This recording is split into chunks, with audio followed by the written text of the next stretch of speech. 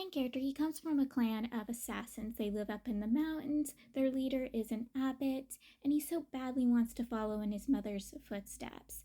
But everybody else who is an assassin tells him that he should just get out of the work and just live in the mountains as a farmer. We see 2 out of 3 of the assassins outside of his mother that we are introduced to that tells him that he can't be an assassin.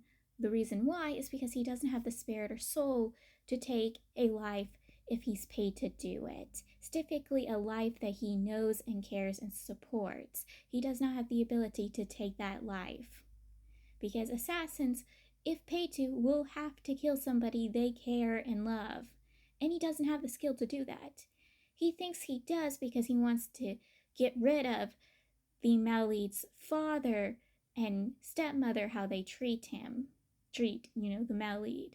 And they go, that's different. Taking a life for revenge is different taking a life you're paid to do.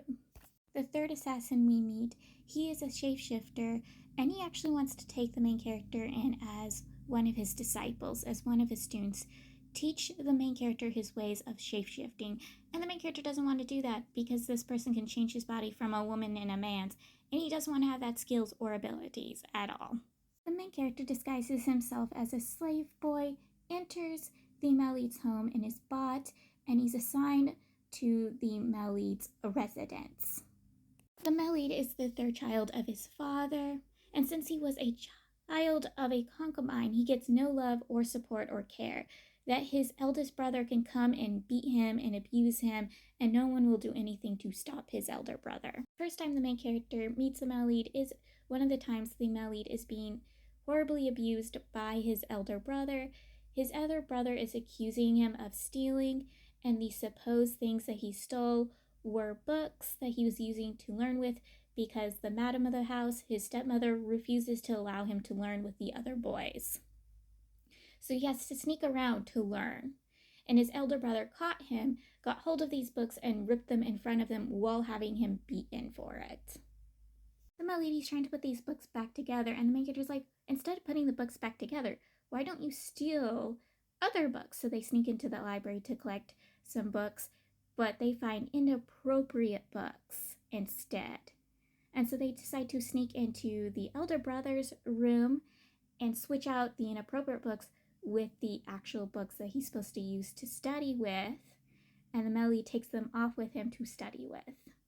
And the reason why they decided to switch out the books is because the Maleid's father is supposed to return back, and he's going to be checking his children's works to see if they're actually studying. He won't, check on the Maleid because he doesn't care for the Maleid, but he will check his elder 2 sons' books, and the elder boy will get in trouble for having inappropriate books instead of the appropriate books he should be studying with. The main character does try stealing ink and paper for the Maleid, and the Maleid tells him not to do that and to take that stuff away, because if they're caught, the main character will be in trouble, and that was what the Maleid is worried about. He's not worrying about his own fate, but he's worrying about the main character's fate. The main character overhears that the Maleid's father's teacher is supposed to come to the household to get himself a disciple.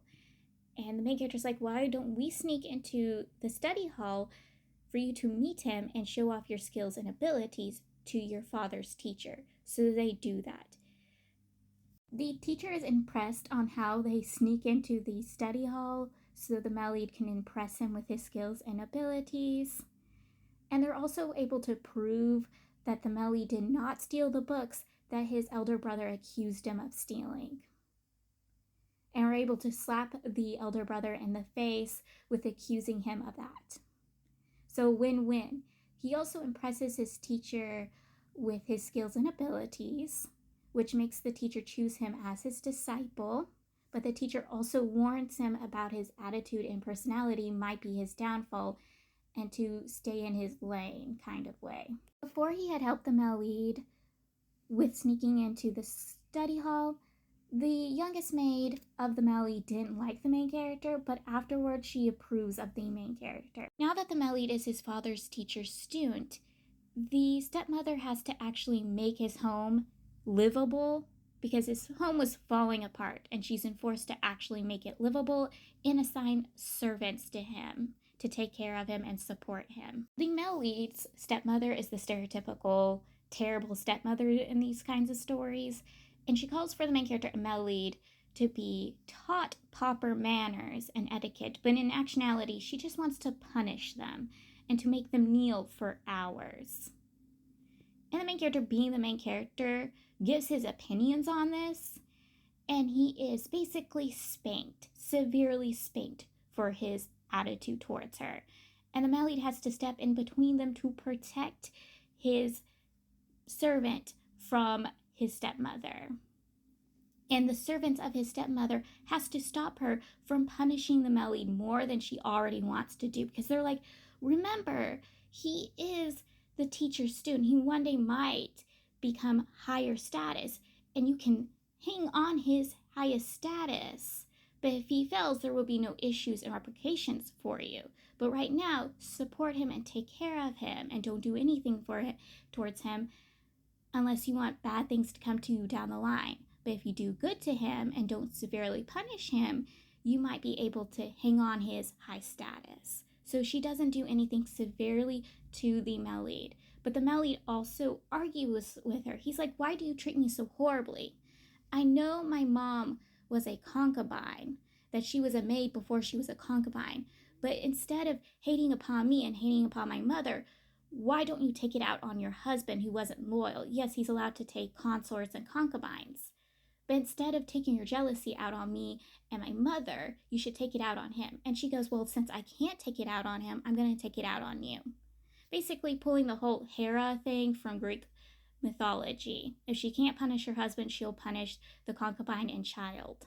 And she can't really severely punish the male lead because the male lead might have a good future. She decides to continue punishing the main character severely. She has him locked up, and the only way the male lead was able to save him was to go to his teacher and plead to his teacher for help. And the only way the teacher was able to save the main character was to take him as his disciple and take him off the household's registry as a servant.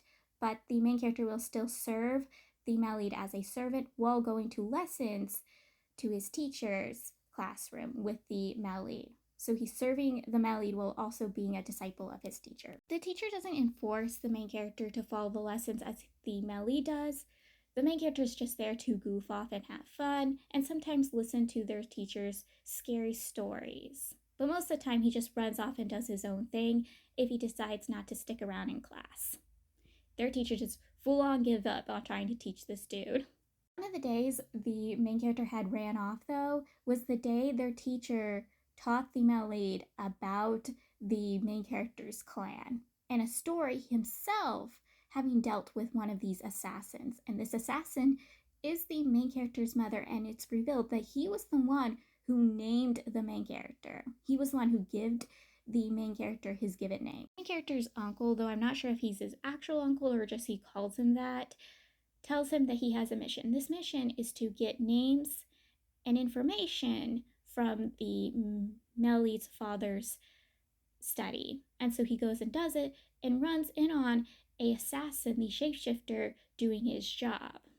And the assassin sends him off after basically trying to convince the main character to be one of his disciples, and the main character refusing him.